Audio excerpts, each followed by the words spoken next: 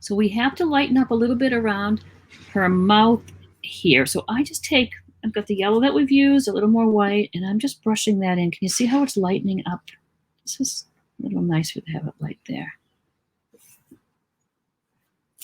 And I think I will just use my dry square brush to soften that into the color. So it's just slightly lighter. It's just a little bit of a highlight. I'm doing it a little bit along the edge of her bottom lip there. I'm going to soften that like we did before, just with that little round brush. So let's see if you can see. It's just a little lighter.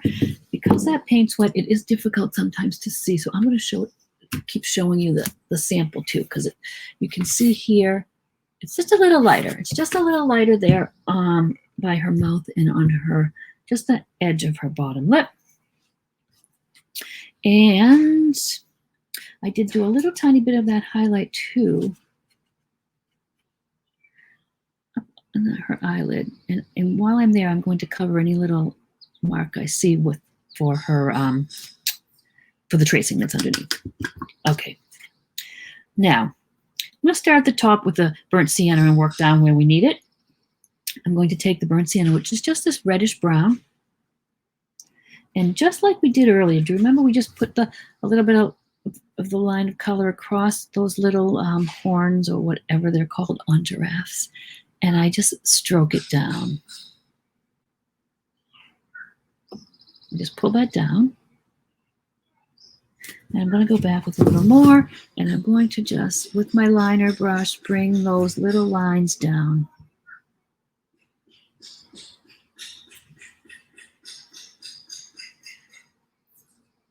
There we are. I may even pop into the dark brown a little bit and put a few darks back in. Starting on the outside edge, working down. And just adds a little contrast with the dark ones. There. Her ears. This paint is dried, so we can't really blend like we did before. And I don't want a real harsh line here. So I am going to take my browns, maybe a little of the burnt umber, a little of the burnt sienna, but I want it watery. You know how I said I hate to have water in my brush, but when I have a technique that I want it to be watered down, I've added a little water, and I'm just going to go along this line here. And because it's wet, it won't dry as fast. I can take a paper towel and dry off my brush. And just similarly to what we did with the wet and wet technique, this is just the paint is a little more watery, and it gives me time to just feather that and shade it. So I'm going to do that again over here. Just the two browns, a little bit of water. And just along the edge where I want that dark. And dry off your brush and soften it. So you want to do it, like I said, fairly quickly again, so that you don't lose your little window of opportunity there. I can do the same thing if I want to shade around the glasses here. Any way you want to shadow now, you can do this. I'm making sure it's a little watery and just softening it. Where else did I have a shadow like that? I think that was it. But let's go back here and work on this little mane. I'm going to do a similar thing. I'm going to take some of my burnt sienna, and I'm thinning it a little bit just because it's more detail work. And I'm going to just go down the mane here and scoot out some burnt sienna. Starting at the line here and just scooting it out. These are just little lines, so you can overlap, go over to your light area on this too. And just work your way right down.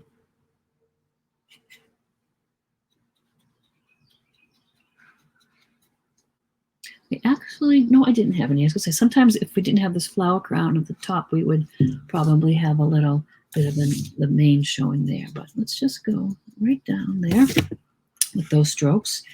Go back and do some of the dark and the burnt umber too. And it's just going to give the appearance of that mane with the hair. I am thinning my brush with paint with water as I go.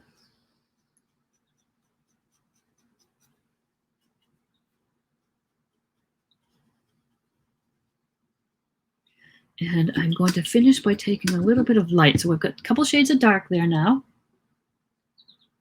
But I want to have some light in there, so I'm taking my white. And I'm thinning that down too. And I'm going to just do some strokes here and there of the white. Just gives it a little highlight. I'm not worrying too much about exactly where I'm placing all these.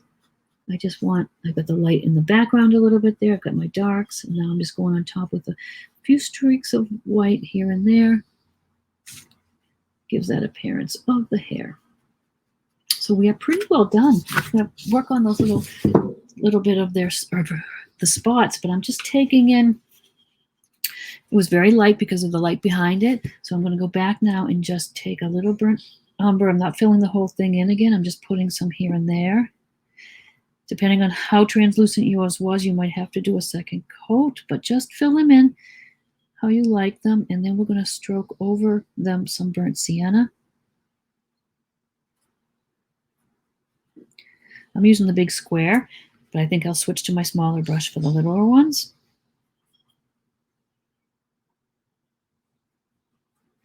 Yeah, a quick little second coat is not going to hurt these guys. And I'll rinse that off. Okay, so now just a quick little coat there to darken those up. I don't mind if a little light shows. Like I said, I like the variegation. I've got a little bit of brown paint from my hand there. I'll just dab that off.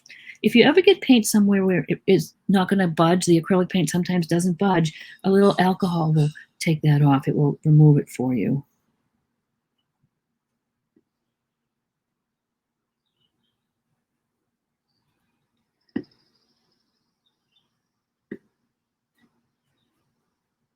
Okay, so that just gives it a little bit more color.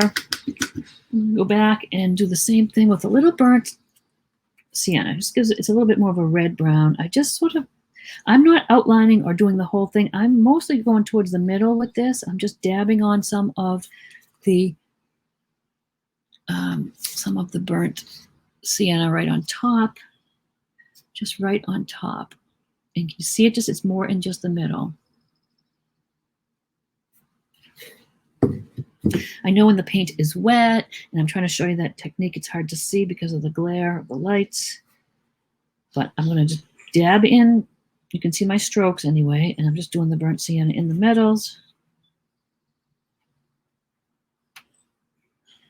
And then I'll show you the sample to really see how that looks, because it's dried and you can see it a little better. So that's our sample, and you can see there are still some lights here. It's not like I covered it perfectly. You can see some dark, and then there's just some little burnt sienna touches on top. Okay, we have everything done but the flowers, and that's pretty simple. How I work with something like this, and you could use this same sort of flower crown on any of your animals, start with what's behind and move forward, which is what I do with most of my paintings. What's in the background and then move forward. The little leaves are mostly in the background. So I've got my green here, and I'm going to use a nice flat brush, and that is going to almost make the shape of the leaves for me. So I'm going to try some green. I'm going to vary the colors, but I'm going to mix a little with the blue to get some dark green leaves. And I can just do this almost in one stroke. I press the brush down, I twist it, and I make a leaf shape. It's a little practice, but it is a good brush stroke to know. It's just a matter of pressing and pulling your brush or turning it, and you get a little leaf shape, pressing and turning. Now, if you are not comfortable with that, you can certainly use your round brush and just make your leaf shape the way you want it and fill it in. But try to practice some of those brush strokes. You can get some really nice leaves in pretty quickly, but you can certainly paint them in with your round brush as well. And like everything else, I don't want them all to be the same. I'll do some of these dark green ones here and there. Just a few here and there. They do come down over her face a little bit. I'm just going to kind of freehand them in. Now I want to get some other shades. I want the greens to be different shades. I want some to be a little more yellow green, so I'll mix some with the yellow. Again, when I'm mixing and I go onto the canvas, it may or may not cover or show the shade I want. I like that shade though. So see, some of them are just going to be a little lighter shade. And I'm not going to worry about the blue showing around the edges. We can just touch that up later. If I add a little white to this, I get more of a little mint green color, which I like too sometimes, more of a sagey green. So you just want different shades. They don't have to all be the same shade. And look, they can also be overlapping one another. Those are all about the same size. If you wanted to take a smaller brush, I have a smaller square that's kind of great for little leaves, doing the same exact thing. Maybe I'll get more of a lime green this time, a little more yellow and white. And you can have some little leaves popping out here and there too. So you don't have to follow the pattern exactly. You could go ahead and put in whatever you like. Little cluster of little leaves, some big leaves, whatever you like there. And once the flowers are all done, we'll throw a few little leaves on top. I'm going to show you a little method that I do these one-stroke flowers. Again, if you're not comfortable with those at first, you can certainly just practice them and do them a little different way. I'm going to just grab this paper plate so I can get a little closer and show you. I have some of the salmon color flowers, and I have some that are the purple. I make them all in one stroke with my flat brush. So I'm going to load my brush up with that salmon color, maybe a little bit of the darker. So I'm just a flat brush and my salmon pink. I'm dipping the corner of that brush just into the white paint. I just tap it off once, maybe just to sort of blend those colors. So that's blending right on the palette for me. And I can go ahead now. I've got the brush loaded with the pink, white on the corner. The little corner that has white is going to the outside edge. And I just press and just make the flower shape as I go. I need to reload every now and then because the paint sort of blends, the white blends in, but it's the same thing. I'm just taking the pink, corner of the brush with the white, and I'm just pressing that white towards the outside edge, and that gives me a little flower. These are each petal. Actually, it'll show better on the blue because if I'm white on white, you're not going to see the little tip of this too well. But can you see there how you get that nice? It's a one-stroke flower, and it's a technique that you have to sort of practice. So just get some paint and go on a piece of paper or paper plate and just press. But always have that little white bit toward the outside edge because that's your little light highlight bit. Now, to begin with, of course, you can just take your round brush, fill in the flowers that you've traced, give them a little white highlight on the edge, and you're good to go. But I just wanted to show you that technique because it's something to work towards and something to practice. Let me show you how it works right on the painting. Get the little white on the edge and just tap it off just to start the blend. So I'll do this big one in the middle, and I've again got the white to the outside edge. And I'm just wiggling it, sort of following the shape. The softer brushes are a little harder to get into the little crevices of the canvas, but that's okay. You can always touch that up.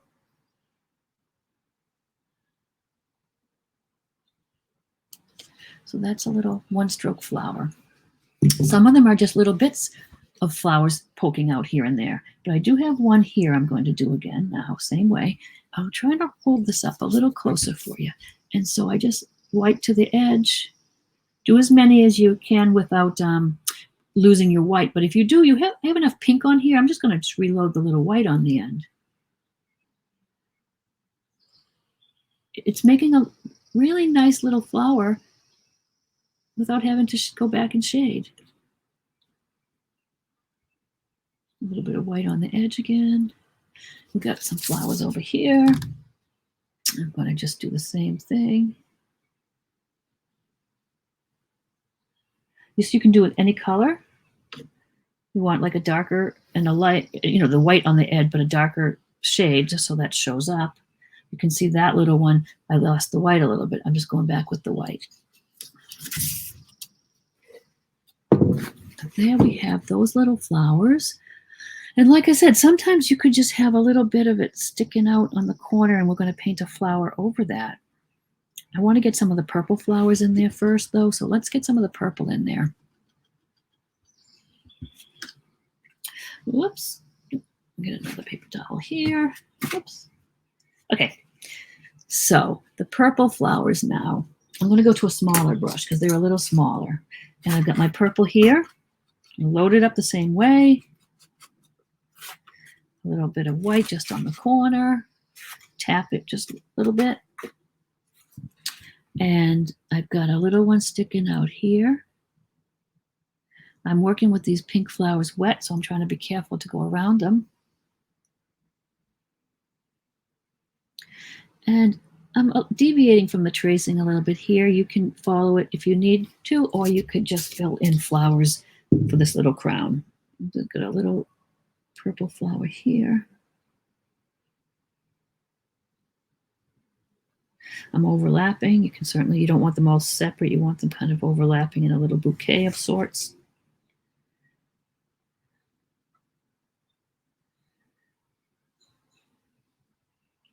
I've got a big one there I want to do.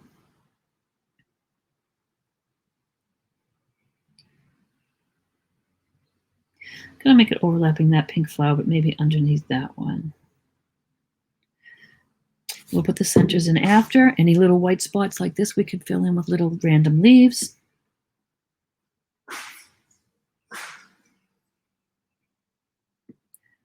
Again, if you start losing the light in the dark, just reload. There. And again, like I said, little pieces could stick out, just little petals, random sticking out if you want to. But I'm going to go ahead now. So our centers are yellow. The problem with doing yellow flowers sometimes, or yellow centers, is, again, the paint's so transparent for the yellow. What I do is I take a little white, and I'm going to just go into the centers where the yellow is going to be and just do it white first. It will save you so much time trying to put on layer and layer of yellow to get it to cover. Just do your centers white, and when it dries, you can add that yellow right on top, and it'll be so much easier. So wherever there's a little center showing, just put a little white bit in there. I've got a little yellow by accident, but I mean a little purple by accident, but basically, yeah. Okay. Then I add these little white flowers, just little stroke flowers sometimes, but I think I'm going to do that after I do more little leaves. I need to fill in some of these little spots with little leaves. I'm going to just vary the colors. I'll get some in the dark that we used. And can you see it's just going to camouflage those little white spots for you. And sometimes when the flowers are overlapped, you might have a little leaf peeking out. It's kind of fun. I'm going to get some of those light ones. I really like that light lime green color too.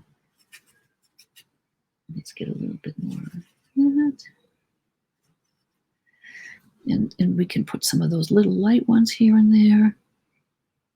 Look for little white spaces you need to fill in, but also just have fun with them and put them, you know, coming out. This is like a fun little bouquet, and you can put them wherever you want.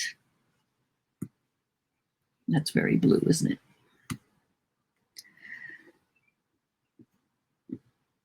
And no rhyme or reason, just stick them in there where you want.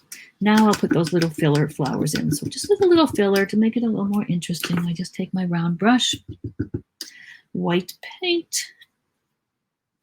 And these little flowers they're little flowers that are like this. I'll do it right on top of this blue so you can see. These are just little flowers that are little one stroke. I go from the outside in, a little pressure, pull it in, you get a little petal shape. But they're good to stick just like this with 3 little petals sticking out and filling. They're a great filler, and I pop a little yellow in the center. But you could do, like here, just 3 little strokes. Let me pull it up a little closer for you. Any place you need it. It's a little boring here with all these leaves, so I put a few little strokes in like that. There's not too much room here for the whole little flower. If I wanted one, it would look like this. Mostly, I am just going to put them peeking out from behind.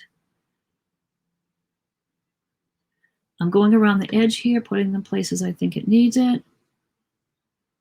But you can put them inside too. You can put them overlapping. Just a little extra decoration, a little extra something, something. Okay. They just get little yellow centers popped in. Since those are so little, I might be able to use the gold and some yellow and white to get it to cover. Let's see. They just get little yellow centers popped in. Even though they're just 3 little petals, I still give them a bit of a center. You see how it just adds a little something? Okay, so I just kind of went on the center there. So we do want to do the centers now. So I'm taking a little bit of a lighter yellow and I'm going over the white that I had there. My white is wet. It's blending a bit. I don't mind it, but if you wanted a nice solid yellow center, you could certainly let that white dry first. It would be a bit brighter if you let that white dry. And I finish it off, I add little dots and a couple little swirls. The little dots are just, I'm going to show you here because you're not going to see them with the glare of the other paint, but can you see how the flowers have little white dots on top of the yellow? Random little dots, just to add a little something. You can kind of see the little curly cues I put in there. Not imperative, and if you don't want to, you don't have to add them, but I do add little dots just on the centers. And I don't keep it right on the center perfectly. I do go ahead out onto the flower too. Can you see it out on the petals a bit?